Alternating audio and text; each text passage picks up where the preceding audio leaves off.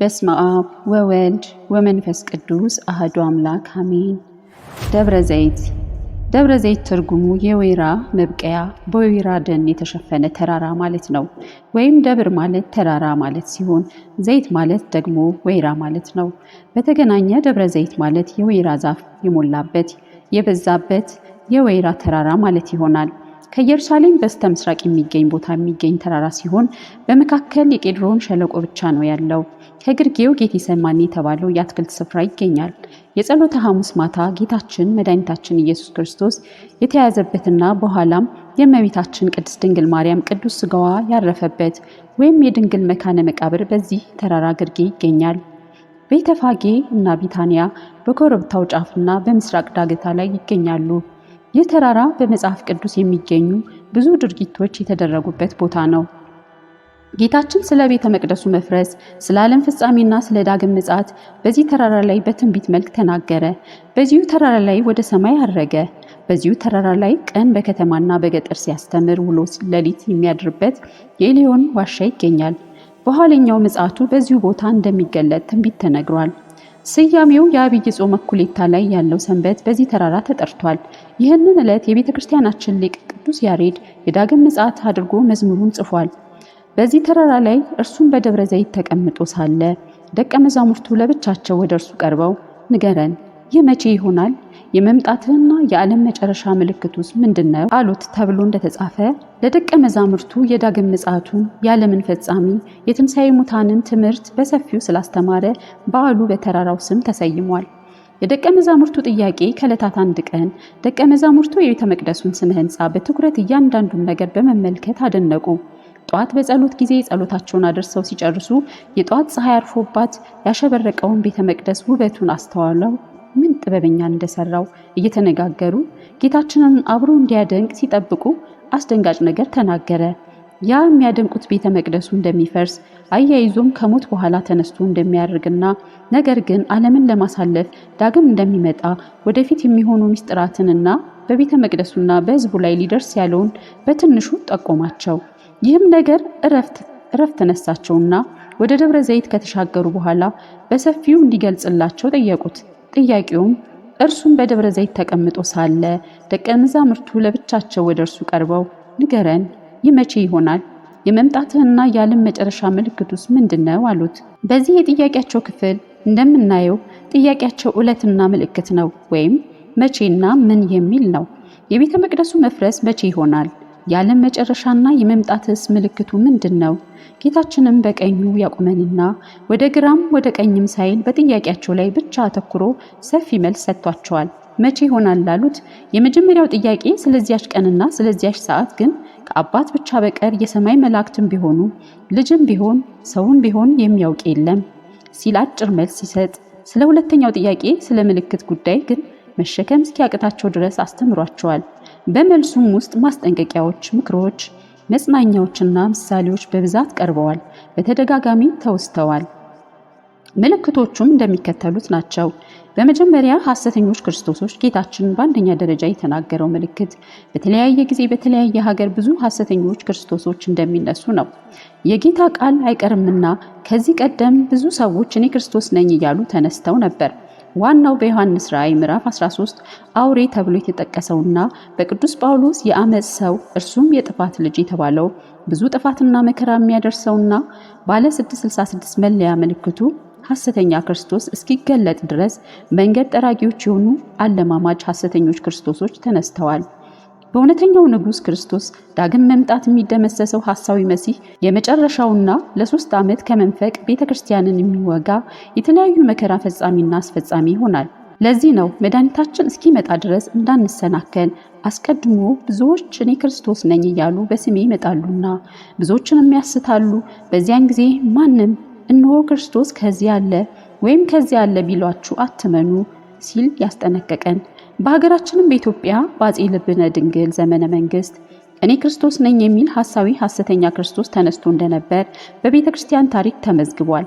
ይህ በሀገራችን ተነስቶ የነበረው ሐሳዊ ክርስቶስ ልክ እንደ እውነተኛው ክርስቶስ 12 ሐዋርያት፣ 72 አርድእትና 36 ቅዱሳት አንስት አስከትሎ እኔ ክርስቶስ ነኝ እያለ ሲንቀሳቀስ ንጉሱ አስቀርበው አንተ ማነህ ቢሉት በድፍረት እኔ ክርስቶስ ነኝ አላቸው። ንጉሱም ክርስቶስማ ከድንግል ማርያም ተወልዶ አስተምሮ ተሰቅሎ ዓለምን አድኖ ከሞት ተነስቶ አርጓል። ዳግም ዓለምን ለማሳለፍ ይመጣል። አንተ ግን ማነህ ቢሉት አዎ ትክክል ነው።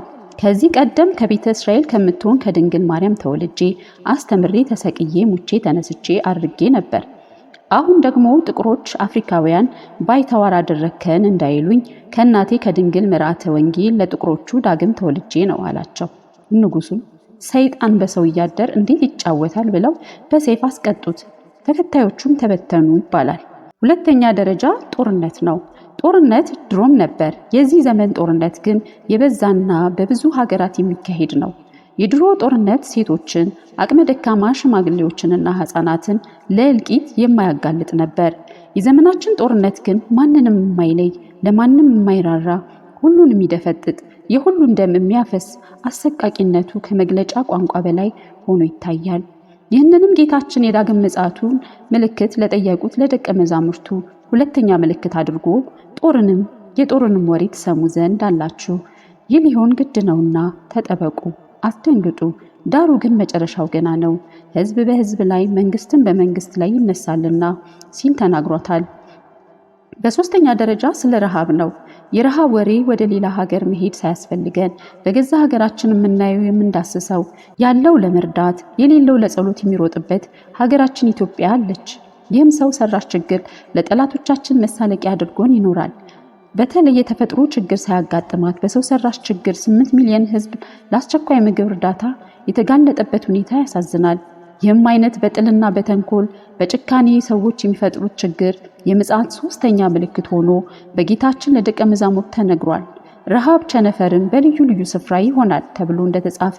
በአራተኛ ደረጃ የምድር መንቀጥቀጥ፣ የመሬት መንቀጥቀጥ ባለፉት ዓመታት በርካታ ጉዳት በተለያዩ ሀገሮች እንዳደረሰ የሚዘነጋ አይደለም። ከ1999 ጀምሮ እስከ ዛሬ በተለያዩ ሀገሮች በተለያየ ጊዜ የብዙዎችን ህይወት የቀጠፈ አያሌዎችን ቤት ንብረት አልባ ያደረገ የመሬት መንቀጥቀጥ ተከስቷል። በሃይቲ፣ በታይዋን፣ በቱርክ፣ በፊሊፒንስ ወዘተ ተከስቷል።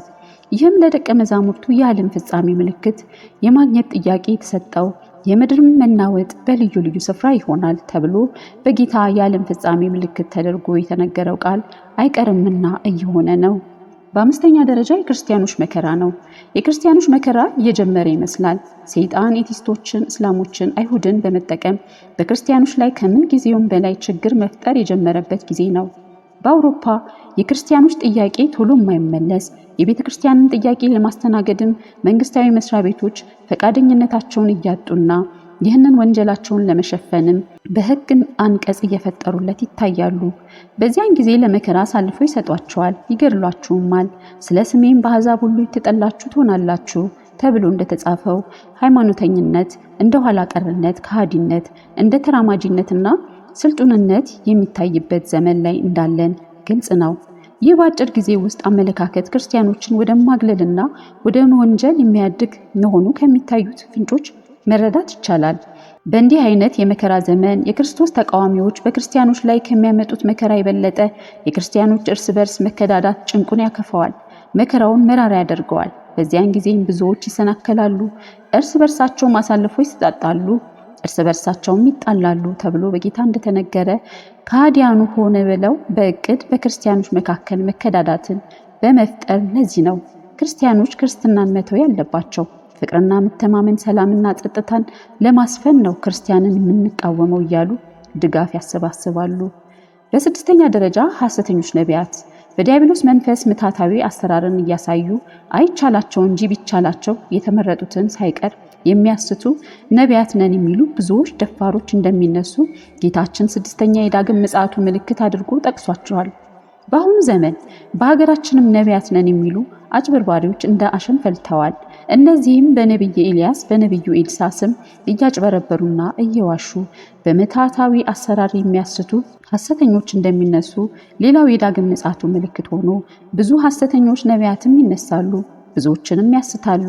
ሐሰተኞች ክርስቶሶችና ሐሰተኞች ነቢያት ይነሳሉና ቢቻላቸው የተመረጡትን እንኳ እስኪያስቱ ድረስ ታላላቅ ምልክትና ድንቅ ያሳያሉ። እንግዲህ እነሆ በበረሃ ነው ቢሏችሁ አትውጡ፣ እነሆ በእልፍኝ ነው ቢሏችሁ አትመኑ። ተብሎ በጥብቅ ተነግሯል። እንግዲህ በዘመናችን በሀገራችን ሆነ በሌላው ዓለም በነብይነትና በሰባኪነት ስም የሚደረገውን የንግድና የርኩሰት እንቅስቃሴ በማስተዋል መከታተልና መጠበቅ ያስፈልጋል። 7ኛ ደረጃ የፍቅር ማጥፋት ነው። ሌላውና አሳዛኙ ጉዳይ የፍቅር መቀዝቀዝ ነው። ፍቅር የሕግ ፍጻሜ ነው። የሰው ልጅ ፍቅርን ማጥፋትና ማጣት የሌለበት ሀብቱ ነው። አሁንም ከአመፃም ብዛት የተነሳ የብዙ ሰዎች ፍቅር ትቀዘቅዛለች የሚለው ትንቢት እንዳይፈጸምብን ፍቅርን መንከባከብ፣ ማልማትና ማስፋት ይገባል። ፍቅር የመንፈስ ቅዱስ ፍሬ ነው። ፍቅር የመልካምና በጎ ነገር ሁሉ መገኛና ምንጭ ነው። በ8ኛ ደረጃ የወንጌል መዳረስ። የወንጌል ለዓለም መዳረስ ለደቀ መዛሙርቱ የዳግም ምጽአቱ ምልክቶች ሆነው ከተሰጡት አንዱ ነው። በፍርድ ቀን በመጨረሻው ጊዜ በክርስቶስ አምኖ እና እምነቱን በስራ ገልጾ ስለመኖር ሲጠየቅ አልሰማሁም፣ አላየሁም፣ አላወቅኩም የሚል አያመልጥም። ለአሕዛብም ሁሉ ምስክር እንዲሆን ይህ የመንግስት ወንጌል በዓለም ሁሉ ይሰበካል፣ በዚያን ጊዜ መጨረሻው ይመጣል ተብሎ እንደተናገረው በሁሉም ቤት ወንጌል ይሰበካል፣ ከሁሉም ዘንድ ይገኛል። የምጽአቱ ምሳሌዎች ፍጥነቱ እንደ መብረቅ ነው። መብረቅ ከምስራቅ ወጥቶ እስከ ምዕራብ እንደሚታይ የሰው ልጅ መምጣት እንዲሁ ይሆናል ተብሏል። ቀኑ አለመታወቁ እንደ ሌባ ነው፣ ያን ግን እወቁ። ባለቤት ከሌሊቱ በየትኛው ክፍል ሌባ እንደሚመጣ ቢያውቅ ኑሮ በነቃ ቤቱም ሲቆፈር ባልተወ ነበር። የሰው ልጅም በማታስቡት ሰዓት ይመጣል። ለታሪካዊ ማስገንዘቢያ የኖህ ዘመንም እንደዚሁ ባልታሰበ ሰዓት እንደሚመጣ ማስገንዘቢያ ሆኖ በጌታችን ቀርቧል። ወቅታዊ መልእክቱ ተጠንቀቁ፣ ማንም እንዳያስታችሁ ተጠንቀቁ። ንቁ፣ ጌታችሁ በምን ሰዓት እንዲመጣ አታውቁምና እንግዲህ ንቁ። ተማሩ፣ እወቁ። እንዲሁ እናንተ ደግሞ ይህን ሁሉ ከላይ የተናገራችሁን ምልክቶች ሁሉ ስታዩ በደጅ እንደቀረበ እወቁ። አትደንግጡ፣ ይህ ሊሆን ግድ ነውና ተጠበቁ። አትደንግጡ፣ ትጉና ጸልዩ። ነገር ግን ሽሽታችሁ በክረምት ወይም በሰንበት እንዳይሆን ጸልዩ። ተዘጋጅታችሁ ኑሩ። ስለዚህ እናንተ ደግሞ ተዘጋጅታችሁ ኑሩ፣ የሰው ልጅ በማታስቡ ሰዓት ይመጣልና። ጽኑ፣ እስከ መጨረሻ የሚጸና ግን እርሱ ይድናል። እነዚህን ሁሉ ምክሮች፣ ማስጠንቀቂያዎችና ማጽናኛዎች በአእምሮ ጽላት ቀርጾ በማስተዋል በሃይማኖትና በክርስቲያናዊ ስነ ምግባር ጸንቶ የኖረ የሕይወትን ቃል ሰምቶ የክብር የድልና የጽድቅ አክሊልን ተሸልሞ በዘላለማዊ ደስታ ይኖራል። 3ኛ የሰው ዘር የጋራ ልደትና እድገት። ከዚህ ሁሉ በኋላ በእግዚአብሔር ዘንድ ቀነ ቀጠሮ የተያዘለት ዓለም ወደ ፍጻሜዋ ታመራለች። ጣዕሟ፣ ለዛዋ ሁሉ ይሟጠጣል። ፍጻሜ ዓለም ይሆናል። ምድር ከመሰረቷ ትናጋለች፣ ፀሐይ ትጨልማለች፣ ከዋክብትም እንደ ቃሪያ ፍሬ ከሰማይ ይረግፋሉ። በታላላቅ ድንጋዮች የታተሙ መቃብሮች በውስጣቸው የያዟቸውን ሙታን ይሰጣሉ። የሙታን ስጋ ከረጅም የእንቅልፍ ዓለም ይባንንና ሁሉም በአንድ ቀን ከመቃብር ተወልደው በአንድ ቀን አድገው ወደ ፍርድ አደባባይ ይሰበሰባሉ። ታላቁ ዘንዶ ለብዙዎች ስህተት ምክንያት የሆነው ዲያብሎስ ከነሰራዊቱ ለዘላለም በማይፈታ በእሳት ሰንሰለት ታስሮ ወደ ገሃነመ እሳት ይጣላል። ፊተኞቹ ሰማይና ምድር ከፍጡራን ፊት እንደ ወረቀት ተጠቅልለው ያልፋሉ፣ ስፍራም አይገኝላቸውም፣ ለዘላለም ያልፋሉ።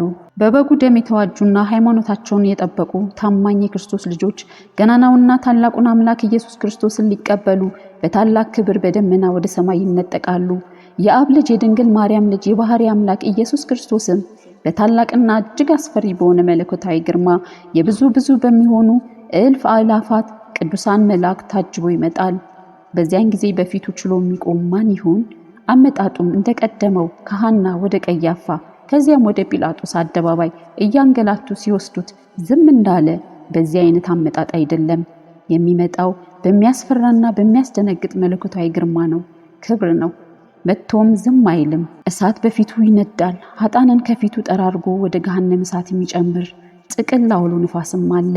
እረኛ በጎቹን ከፍየሎቹ እንደሚለይ ጻድቃንን በቀኙ ኃጣንን በግራው ለይቶ ያቆማቸዋል። በቀኙ ያሉትን እናንተ የአባቴ ብሩካን ወደ እኔ ኑ፣ ወደ አባታችሁ መንግስት ሰማያት ግቡ ብሎ ለዘላለም ሕይወት ይጠራቸዋል። በግራው ያሉትን ደግሞ እጅግ በሚያስፈራና በሚያስደነግጥ የቁጣ ቃል እናንተ ርጉማን ለሰይጣንና ለመላእክቱ ወደ ተዘጋጀው ወደ ዘላለም እሳት ከኔ ሂዱ ይላቸዋል። ኢየሩሳሌም ሰማያዊት ለባሏ እንደተሸለመች ሙሽራ ተዘጋጅታ ከእግዚአብሔር ዘንድ ትወርዳለች ማለት ለምዕመናን ትሰጣለች። ምዕመናንም ርስተ መንግስተ ሰማያትን ይወርሳሉ። ብርሃን ለብሰው ብርሃንን ተጎናጽፈው ለዘላለም በደስታ ይኖራሉ። ኦርቶዶክሳውያን ነቢዩ ኤርምያስ እግዚአብሔር እንዲህ ይላል፣ በመንገድ ላይ ቁሙ ተመልከቱም፣ የቀደመችውን መንገድ ጠይቁ፣ መልካሚቱ መንገድ ወዴት እንደሆነች ወቁ፣ በእርሷም ላይ ሂዱ፣ ለነፍሳችሁም ዕረፍት ታገኛላችሁ በማለት እንደተናገረው በቀደመችው በመልካሚቱ የሕይወትና የጽድቅ መንገድ በቅድስት ኦርቶዶክሳዊት ተዋሕዶ እምነታችን እስከ መጨረሻው ድረስ ጸንተን ልንኖር ይገባናል። ማጠቃለያው ደብረ ዘይት እንግዲህ ተጽፎና ተተርጉሞ የማያልቅ ሰፊ ጥልቅና ምጡቅ ትምህርትን የያዘ በዓል ነው።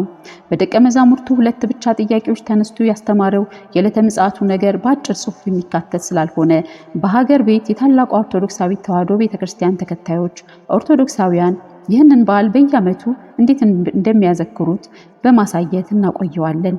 በገጠሪቱ ኢትዮጵያ ይህ በዓል በሀብታሙም በድሃውም በትልቁም በትንሹም ዘንድ በበጎ ስራ በክርስቲያናዊ ስነ ምግባር ተከብሮና ታስቦ ይውላል።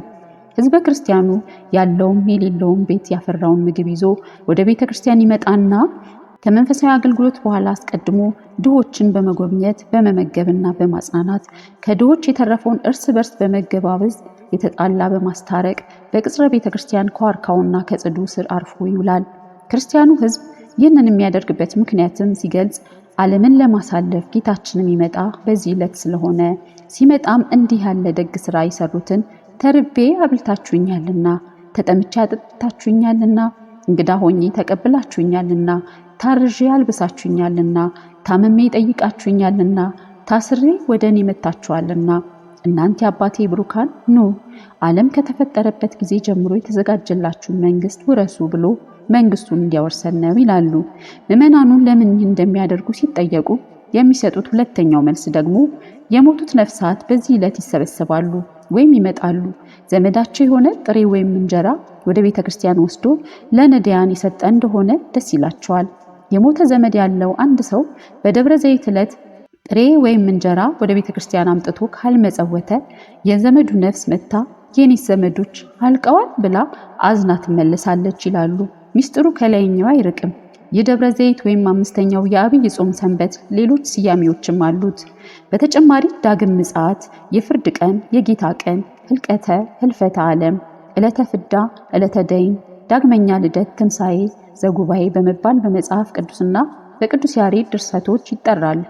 የእግዚአብሔር ጥሪ ሁሉም የአዳም ዘር መንግስቱን እንዲወርሱ ቢሆንም የሰይጣን ወጥመድና አሽክላ ሁሉ አልፈው በሐሰተኞች ክርስቶሶችና በሐሰተኞች ነቢያት ምታታዊ ታምራት ሳይሳቡና ሳይሰናከሉ እስከ መጨረሻው ጸንተው በዚያ በዳግመኛ ልደትና የመጨረሻ የዋጋ ቀን በጌታቸው ቀኝ የሚቆሙ የታደሉ ናቸው።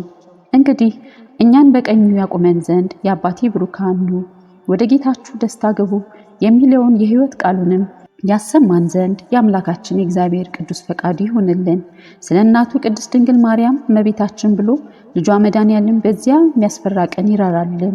በዕለተ ዓርብ የፈሰሰው ክቡር ደሙ ከትንሣኤ ዘጉባኤ ክብር የሚለየንን ነውራችንን ይሸፍንልን። አሜን።